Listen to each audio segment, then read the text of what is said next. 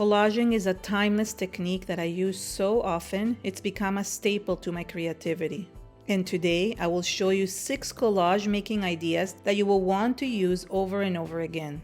The last one being by far my favorite. Washi tape. Collaging washi tape in my backgrounds is amazing because they come in so many colors and designs. So you can use just a little piece to add a touch of pattern to your project, or you can do what I did here and collage a whole textured background with a few washi tapes, and then create an art journal spread from it. Washi tapes are inexpensive to buy, and most crafters already have them in their stash, sometimes collecting dust, so it makes them timeless.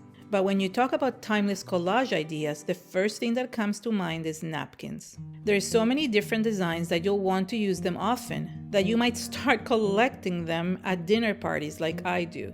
Napkins are some of the most inexpensive products to use in your projects, and they're so versatile because 1, you can use them to create 3D textures as they're so thin they corrugate when you glue them. 2, you can also use their unique patterns on your projects, like squares, dots, lines, music notes.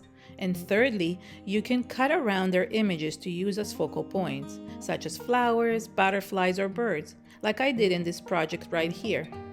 But sometimes napkins are too thin, so I resort to tissue paper or rice paper. The possibilities with either of these papers are endless.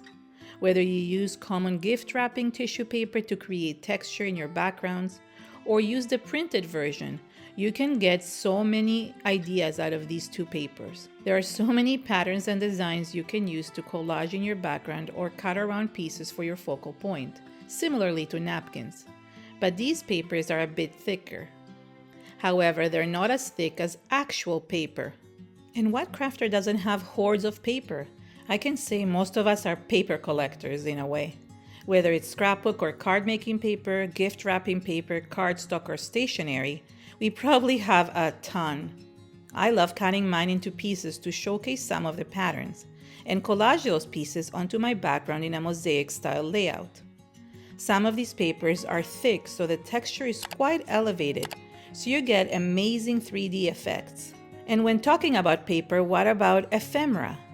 I love using ephemera on my projects, whether they're store-bought or vintage from a flea market. Using old receipts, postcards, stamps, catalogs, photographs, or book pages can add so much texture and design to your collaged backgrounds. And the best part is that if you use vintage ephemera, you're embedding part of history into your artwork, especially if you're using inherited pieces that have been passed on to you by previous generations. But if you don't want to use these pieces as they're part of history, you can always resort to using magazines. Magazines are amazing as you can find so many patterns and designs to use for collage. Whether you use the text pages to add script texture, or use different patterns and colors for texture like I did in this art journal, magazines are also timeless.